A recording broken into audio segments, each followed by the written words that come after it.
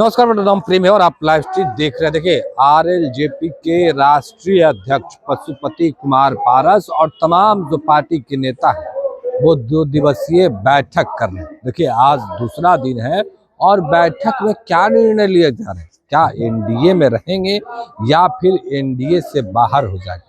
उतना ही नहीं, श्रवण अग्रवाल राष्ट्रीय प्रवक्ता हैं, खूब चिल्ला रहे हैं और आइटम बॉय भी बता रहे हैं। क्या कुछ कर रहे हैं श्रवण अग्रवाल, ठीक देखिए आप इस वीडियो।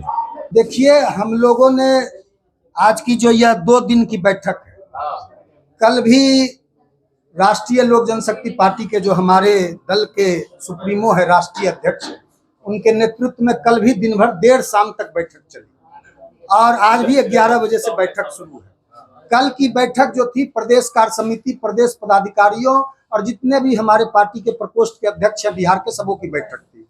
आज की जो बैठक है, सूबे बिहार के जितने भी हमारे 40 जिला अध्यक्ष हैं पार्टी के और दलित सेना के जितने भी जिला अध्यक्ष हैं, उनकी बैठक है और यह बैठक भी शाम तक चलेगी। यह 2 दिनों की जो बैठक है पार्टी के लिए बेहद ही अहम है, पार्टी के लिए बेहद ही महत्वपूर्ण है। आज और कल की बैठक के माध्यम से हम लोग अपने बिहार में जो राष्ट्रीय लोक जनशक्ति पार्टी के भविष्य की राजनीति है, भविष्य की रणनीति है, भविष्य की जो रूपरेखा है, पार्टी को कैसे मजबूती से हम लोग आगे लेके जाएं, पार्टी को और भी सशक्त कैसे बनाएं। राष्ट्रीय लोक जनशक्ति पार्टी बिहार में पशुपति कुमार पारस जी के नेतृत्व में एक बड़ी ताकत बनकर बिहार में कैसे उभरे। 2025 का विधानसभा का जो चुनाव है उसमें मात्र कुछ चंद महीने बचे हैं आचार संहिता लगने को। 2024 समाप्ति की ओर है, 2025 में चुनाव होना है। अगस्त और सितंबर में बिहार में आचार संहिता लग जाएगा, तो 7-8 महीने चुनाव को मुश्किल से बचे हैं। तो राष्ट्रीय लोक जनशक्ति पार्टी पूरे दमखम से बिहार में कैसे विधानसभा का चुनाव लड़े, कैसे विधानसभा में बड़ी संख्या में हमारे विधायक दल के, राष्ट्रीय लोक जनशक्ति पार्टी के विधायक जीतकर विधानसभा में पहुंचे, इसको लेकर और पार्टी को पंचायत स्तर तक ले जाने के लिए, पार्टी के स्वरूप को और ढांचा को और भी मजबूत करने के लिए, पार्टी को जन जन की पार्टी बनाने के लिए, यह जो रामविलास पासवान के विचारधारा की पार्टी है, रामविलास पासवान के असूलों की पार्टी है, रामविलास पासवान के सिद्धांतों की पार्टी है, रामविलास पासवान जो व्यक्तित्व था विशाल, उसका आईना है राष्ट्रीय लोक जनशक्ति पार्टी और उसका नेतृत्व कर रहे हैं पशुपति कुमार पारस। आज की बैठक में दल के जो हमारे सेंट्रल पार्लियामेंट्री बोर्ड के अध्यक्ष हैं सूरजभान सिंह जी, जो पार्टी के मजबूत पिलर है, मजबूत स्तंभ है, पूर्व सांसद चंदन सिंह जी, प्रिंस राज पासवान जी की बैठक में अध्यक्षता चल रही है और विधान पार्षद भूषण कुमार जी, सारे दल के वरिष्ठ लोग मंच पर बैठे हुए हैं, बैठक को संबोधित कर रहे हैं। लेकिन यह जान लीजिए, कोई यदि बोलता है, कोई इस बात का अहंकार पालता है, यह भ्रम फैलाता है, रामविलास पासवान किसी के पिता हो सकते हैं, किसी के बाप हो सकते हैं, लेकिन किसी के बपौती नहीं हो सकते हैं। रामविलास पासवान देश के करोड़ों लाखों चाहने वाले, जिन्होंने रामविलास पासवान को बनाया, पार्टी को बनाया, 50 वर्षों तक पशुपति कुमार पारस ने अपने राजनीतिक जीवन में रामविलास पासवान के विचारधारा को, लोक जनशक्ति पार्टी को सजाया है, संवारा है, सींचा है। इसीलिए राजनीति में आजकल एक आइटम बॉय घूम घूम कर अपने आप को रामविलास पासवान का अंश बताता है। तो मैं बता देना चाहता हूं,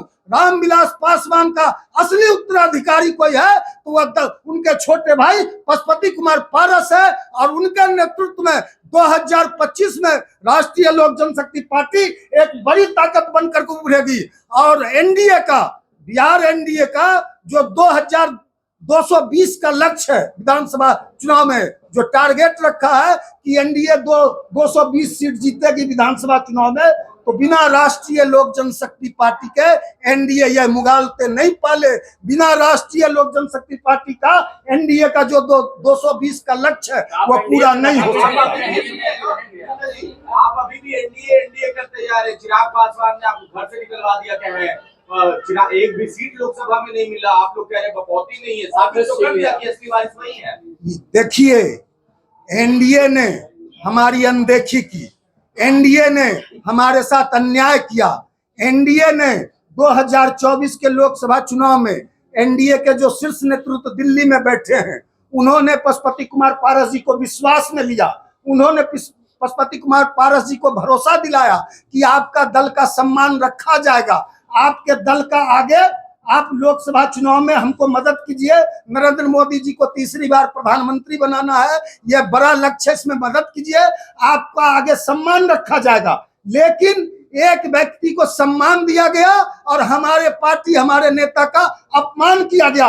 एक व्यक्ति को जिसने कहा था नीतीश कुमार को जेल भेजेंगे, जिसने 2020 में एनडीए को कमजोर किया, जिसने कहा कि हमने नीतीश कुमार को तीसरे नंबर की पार्टी बना दिया, उसको सम्मानित किया जा रहा है, उसको पुरस्कृत किया जा रहा है, हमारी पार्टी को, हमारे नेता को तिरस्कृत किया जा रहा है। लेकिन मालिक जनता होती है, जनता के बीच में हमारी पार्टी जाएगी, जनता के बीच में हमारे कार्यकर्ता, हमारे नेता, हमारे सिपाही और हमारे सेनापति पारस जी जाएंगे, जनता के बीच 2025 में फैसला होगा।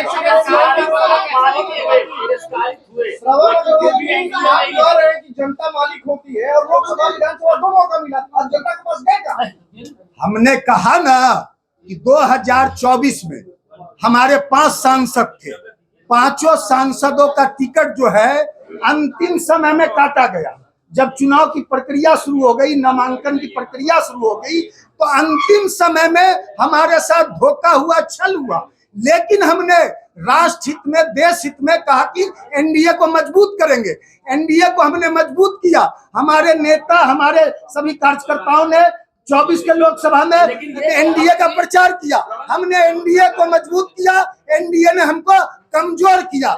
लेकिन हम अपने पार्टी को पूरी मजबूती से 2025 के विधानसभा पुरस्कार का बदला कैसे लीजिएगा? कोई हमको अपमानित कर दे,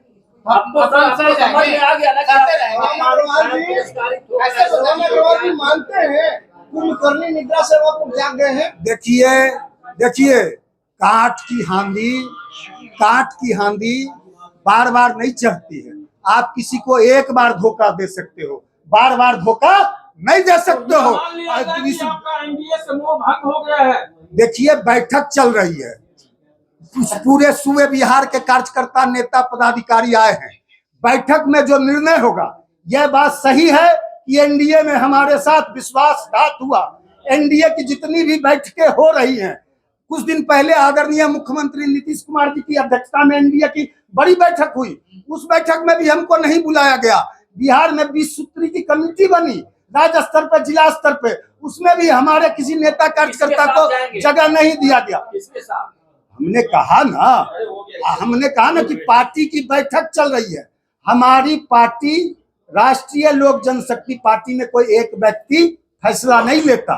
हमारी पार्टी लोकतंत्र में विश्वास करती है, लोकतांत्रिक परंपराओं, लोकतांत्रिक मान्यताओं के साथ हमारी पार्टी चलती है। हमारे पार्टी में आंतरिक लोकतंत्र है। एक व्यक्ति है, कुछ दल हैं जो अकेले फैसला लेते हैं, कहते हैं कि हम कार्यकर्ताओं को चुनाव लड़ाएंगे। अब जब चुनाव आता है तो टिकट बेचने का काम करते हैं, दुकान सजाकर टिकट का सौदा करने का काम करते हैं। हम लोग ऐसे लोग नहीं है, हमारी पार्टी ऐसे नहीं है। हम लोग कार्यकर्ताओं का जो राय होगा, कार्यकर्ताओं का जो विचार होगा, कार्यकर्ताओं का जो सारा 2 दिन का विचार जो संकलित होगा, कंपाइल होगा, कार्यकर्ता का जो निर्णय होगा, पार्टी उस दिशा में बिहार में आगे बढ़ेगी। तो अभी आप श्रवण अग्रवाल को सुन रहे थे। तमाम मुद्दे को लेकर क्या कुछ कहा उन्होंने, आपने सुना है। किस तरीके से तमाम चीजों को लेकर जानकारी दे रहे थे, वो भी हमने आपको सुनवाया। फिलहाल के लिए इतना ही। बने रहे लक्ष्य तक। धन्यवाद।